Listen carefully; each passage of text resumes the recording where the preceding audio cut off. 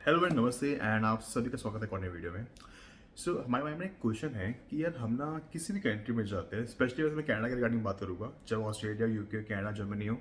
लेकिन मैं specifically Canada के रिगार्डिंग बात करूँगा कि अगर हम 1 ईयर का कोर्स लेते हैं, क्या ये वर्थ इट है या नहीं है। देखो, हर किसी का घुमा फिरा के हर कोई डिफरेंट डिफरेंट पाथवे चूज़ करता है कनाडा जाने के लिए, चाहे वो स्टडी वीज़ा हो, चाहे वो LMI हो, चाहे वो डायरेक्ट PR हो, चाहे वो स्पाउस वीज़ा के थ्रू हो, चाहे वो स्टार्टअप के थ्रू या एंटरप्रेन्योरशिप हो। लेकिन हर किसी का एक मोटिव होता है, to get a PR as soon as possible. अगर PR मिल जाएगा तो हमारे माइंड में जो टेंशन है, जो हमारे माइंड में जो चीज़ें चल रही है कि हम, वो नहीं रहेगी। मतलब हाँ, एक बार हम सेटल डाउन हो जाएंगे, PR हो जाएगा तो हम सेटल डाउन हो जाएंगे। उसके बाद हमें क्या करना है, जॉब करनी है, बिजनेस करना है, इंपोर्ट एक्सपोर्ट करना है, वापस अपने होम कंट्री जाना है। हमें क्या करना चाहते हैं वो बात की बात है, लेकिन मेन मोटिव होता है to get a PR as soon as possible. तो राइट नाउ देखो, आप जब स्टडी वीजा पे जाते हो ना, तो you are paying 4 times as compare to domestic student जो PR होल्डर है, जो कैनेडियन सिटीजन है, जो नेटिव कैनेडियंस है, इन सिंपल लैंग्वेज। आपके माइंड में होता है कि यार मैं 18,000, 20,000, 25,000, 24,000 कैनेडियन डॉलर्स पे कर रहा हूँ, मतलब 18, 20, 25 लाख इंडियन रुपीज पे कर रहा हूँ, 14, 15 लाख पे कर रहा हूँ, depending upon the course, diploma, certificate है, ग्रेजुएशन है। क्या मैं 1 ईयर का कोर्स लेता हूँ, क्या वो वर्थ इट है या नहीं है। देखो, मैं अगर आपको वीडियो पूरी नहीं देखनी, मैं आपको सिंपल लैंग्वेज में कहता हूँ, बिल्कुल भी वर्थ इट नहीं है। आज अगस्त का महीना 2024 है। I will specifically mention this month and year, क्योंकि देखो, जो पहले था, पहले के सिनेरियो में डिफरेंट था, आज करंट सिनेरियो में हालात डिफरेंट है। फ्यूचर में क्या होता है यू नेवर नो। अगस्त 2024 में it's just a waste of time if you come to Canada on the 1 year work permit, sorry 1 year study का वीज़ा लेते हो, क्योंकि 1 ईयर का स्टडी वीज़ा लोगे आपको 1 ईयर का वर्क परमिट मिलेगा। दूसरी इंपॉर्टेंट चीज़, अगर आप 1 ईयर की स्टडी लेते भी हो, जब हेल्थ के अंदर भी लो, स्किल बेस के अंदर भी लो, तो भी चांसेस बहुत कम है कि आपको PR मिले। But it's all depend upon your profile, upon your CRS score, upon the industry you choose in terms of working, आपका नॉक कोड और आपका प्रोविंस मैटर्स अ लॉट।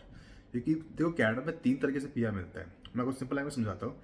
एक होता है एक्सप्रेस एंट्री जनरल डॉ, और एक होता है कैटेगरी बेस्ड डॉ, जो इसके अंदर ही आता है।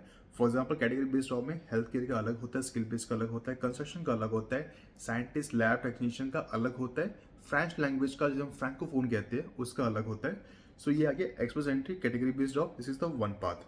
सेकंड पाथ ये होता है प्रोविंशियल, मींस PNP। प्रोविंशियल की जो हर प्रोविंस का अपना PNP होता है। कनाडा में 10 प्रोविंस, 3 टेरिटरीज है, तो ओवरऑल 13 प्रोविंस मान लो, इन सिंपल लैंग्वेज में कहो तो हर प्रोविंस का अपना PNP होता है। फॉर एग्जाम्पल, सस्कैचुअन का SINP है, अल्बर्टा का AAIP है, ओंटारियो का OINP है, ब्रिटिश कोलंबिया का BCPNP है, और नोवा स्कोशिया का अलग है, क्यूबेक का अलग है। तो हर किसी का अपना PNP होता है। तो अगर once you get the PNP you will get 600 marks, तो आप फाइल लगा सकते हो। You will definitely get a PR, it would be very easy for you to get a PR।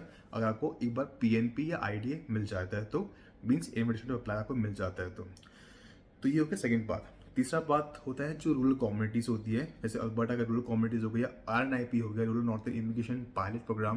पहले ये पायलट था लेकिन टेम्परेरी था, अब इसे परमानेंट कर दिया गया। आपको ये गूगल पे दिख भी रहा होगा, 31 जुलाई की लास्ट डेट है। It's a permanent one. इसके अंदर 11 कम्युनिटीज आती है RNIP के अंदर, 5 ओंटारियो में, एक अल्बर्टा के सैस्कचुअन, मैनिटोबा, और 2 ब्रिटिश कोलंबिया के अंदर है। आप यहाँ पे स्टडी करते हो 2 ईयर्स की। It should be continuous, it should not be 1+1। 2 week की स्टडी करते हो, आप ऑटोमेटिकली एलिजिबल हो जाते हो, even if you have zero experience. या अगर आप इस पर्टिकुलर सिटी के अंदर, मिनी सिटी के अंदर 1 ईयर का एक्सपीरियंस गेन करते हो, 30 आवर्स आप मिनिमम लेते हो, आपके पास जॉब अप्रूवल लेटर है, आपका सपोर्टिव डॉक्यूमेंट है उस पर्टिकुलर कम्युनिटी का, because that matters a lot. तो ये 3 चीज़ें हैं, you can file under the RNIP 8 से 9 महीने के अंदर, मैक्सिमम टाइम में 5-6 महीने में ले सकते हैं, depending upon the community to community. आपको आराम से IDA मिल जाएगा, you will get a PR, so it's that's easy. मेरे कहने का मतलब ये है, अगर आप 1 ईयर कोर्स लेते हो ना, कोई भी स्ट्रीम में हो, चाहे वो हेल्थ केयर किसी में भी हो, चांसेस बहुत कम है, लेकिन आपकी प्रोफाइल के ऊपर डिपेंड करता है। अब आपके माइंड में क्वेश्चन होता है कि यार मैंने ना कनाडा में आना चाहता हूँ, सिंपल सा कोर्स लेना चाहता हूँ, लेकिन मैं चाहता हूँ कि मैं स्किल बेस में भी जाना चाहता हूँ। पहले मैं स्किल बेस के रिगार्डिंग बात करता हूँ। लेकिन जो मैंने स्टडी करी हुई है वो मैनेजमेंट से रिलेटेड करी हुई है, साइंस बैकग्राउंड से करी हुई है, लेकिन मुझे स्किल बेस में भी इंटरेस्ट है, और इंटरेस्ट नहीं भी है, मैं करना चाहता हूँ, क्योंकि उसमें PR का पाथवे बहुत ईजी है।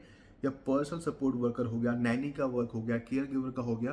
तो मैं क्या करूँ, मैं उसमें आपको 2 चीज़ें कहूँगा, या तो इसमें आप 1 ईयर का एक्सपीरियंस गेन कर लो, या तो आप इसमें स्टडी कर लो 6 मंथ्स की, या 1 ईयर की स्टडी कर लो। बट जहाँ भी स्टडी करते हो it should B government approved, वो लीगलाइज होना चाहिए, उसकी उस सर्टिफिकेट की, उस डिप्लोमा की 1 ईयर की या 6 मंथ्स की ऑथेंटिफिकेशन होनी चाहिए और वो वैलिड होना चाहिए इन टर्म्स ऑफ कनाडा के रिगार्डिंग, तभी कोई बेनिफिट है, अदरवाइज कोई बेनिफिट नहीं है। अगर आप इस पे भी ये कोर्स अपनी होम कंट्री में करते हो, फिर आप कनाडा स्टडी वीज़ा पे आते हो, 1 ईयर कोर्स लेते हो, तब आपके 99% चांसेस है कि आपको एडमिशन भी मिलेगा, आपको आराम से पब्लिक कॉलेज भी मिलेगा, तभी आपके लिए बेनिफिशियल है, वरना कोई बेनिफिट नहीं है।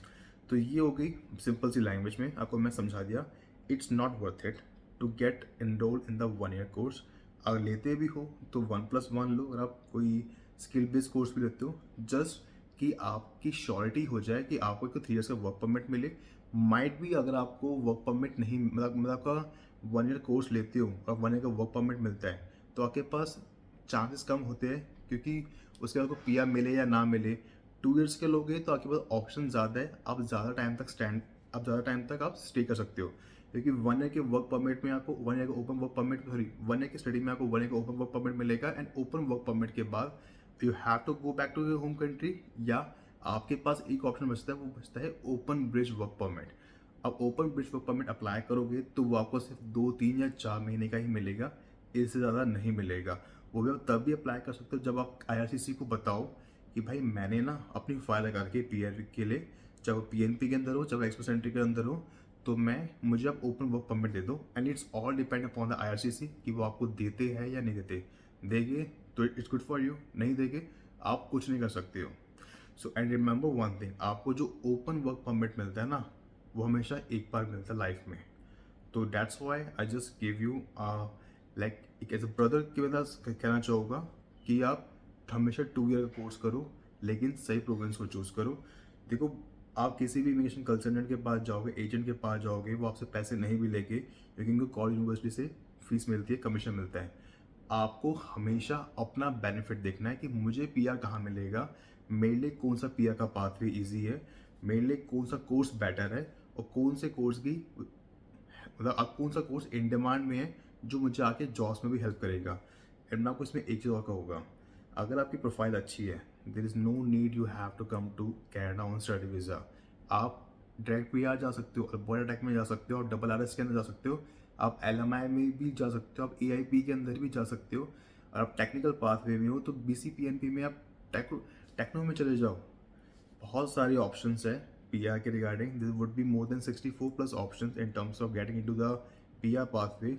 सब स्टडी वीज़ा नहीं है, you have to check your profile, उसके बाद आपको डिसीजन लेना है कि which pathway is good for you, जहाँ से आपको जल्दी ईजी पीआर मिलेगा, और आपको डायरेक्ट पीआर भी मिल सकता है, बहुत ईजिली मिल सकता है, but it's all depend upon your profile, और आपकी प्रोफाइल उस स्ट्रीम से मैच करती है या नहीं करती है।